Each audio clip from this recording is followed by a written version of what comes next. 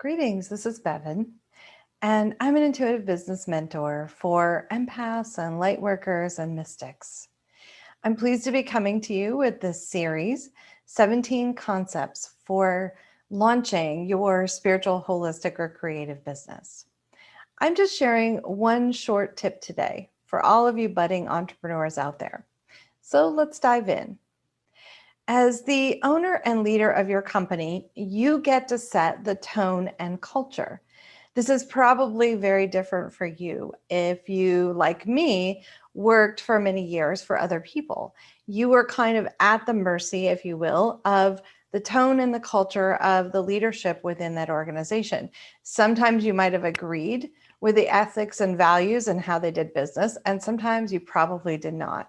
I actually got fired from a job because I spoke up about what was happening, and I was so dissatisfied there. My learning from that was that I probably should have just gone ahead and left. When you're a solopreneur, how you choose to show up publicly and privately, how you serve clients, how you partner with others, it demonstrates some core values and integrity. And that doesn't mean that you're always going to do everything right. Sometimes you'll miss someone's email, or you accidentally can communicate in a hurtful way, or you get triggered by something, because we all do.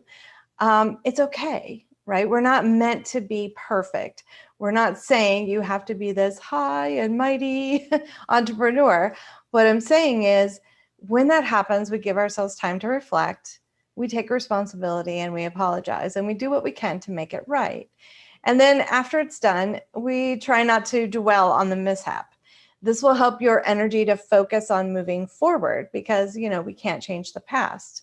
This also involves setting healthy boundaries for what you will and will not accept from clients, partners, vendors, whoever you're doing business with. The way that you can do this is being very clear in your communication and the expectations. This helps to have successful business interactions. I don't do anything, for example, at the very last minute. Things are not an emergency in my business. I remember working for other people and everything was an emergency and everything was urgent. And I'm like, everything's not urgent.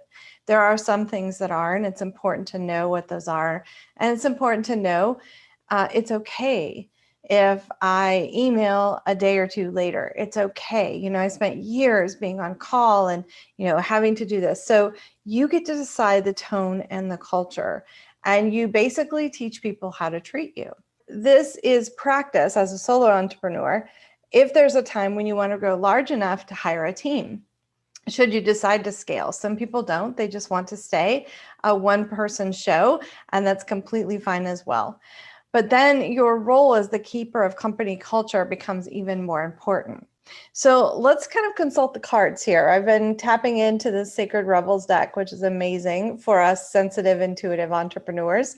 And I'm just pulling from the bottom of the deck without shuffling. That's what message I received. And this is a beautiful card. It's softly, softly, the tender touch. So there's so much about the mainstream business world that is so harsh, that is so manipulative, that is so countdown timers and, buy now and all these kinds of things that we see that just make us go, and because we're empathic and highly sensitive, we tend to have these huge hearts, and we want to do business in a very different way. One thing to keep in mind, though, is that sometimes we can contract too much, because as you begin to serve more clients, you will have people who come to you that have really difficult situations in their life right now. And they'll be asking you, can I get your program for free? You'll have vendors, who have expectations that you can or cannot meet. You'll have things that come up, and it's wonderful for us to be in this beautiful, empathic, intuitive kind of vibration, right? We need to be in touch with that. And we also need to be able to hold our boundaries and our presence. We have to be able to say, this is what I can do. Here's how much I can do. And I can't do any more than that.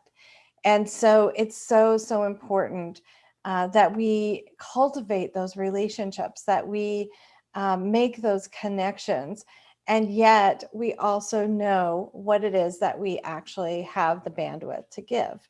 Doing business from the heart, doing marketing from the heart, not being upset if someone doesn't buy from you because it's not the right time or the right fit, not needing to manipulate anyone. These are the ways that we can start to shift the business world and bring it into the spiritual consciousness.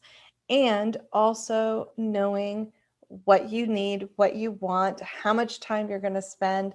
You're not required to shift your weekly schedule just because this doesn't work for someone, unless you feel like it's important. But if they're asking you to do this over and over and over, that might be kind of a red flag in business. Red flags don't just come up in relationships, they come up in business as well. And so it's so, so important to ensure that you understand what your company culture is and what the values are that you want to portray, how you want to deliver customer service, how you want to deal with conflicts that will arise, whether you'll give refunds. All of these things are really important to consider, is what is the tone and the culture that you're setting.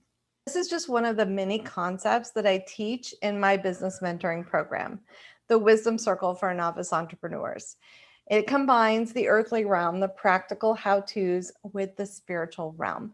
This is all about your personal, professional, and spiritual growth. And I guarantee you that setting boundaries and determining your schedule, your culture, what you need to thrive while you serve is definitely going to help you grow. The world is changing, my perceptive friends. The passion, creativity, and wisdom you have inside of you is needed by others out there. They're just waiting for you to bring this out. I invite you to schedule a 30-minute Zoom chat with me, and let's vibe about your conscious business ideas. And we can explore whether the Wisdom Circle might be the right support system for you. I've included the link to my online calendar with this video. I just want you to honor your tender, loving, compassionate empath soul. This is going to serve you so well in the business that you are creating. And also understand that we are meant to hold our presence. You can see all of this beautiful presence she has here. We're meant to hold our presence without contracting, without shifting and being a chameleon and adapting ourselves. It is both of those things. We can be assertive, we can be kind, we can be loving, and we can also hold our space and our boundaries. I so look forward to chatting with you and to bringing you more tips in this series. Have a wonderful day, my friends, and namaste.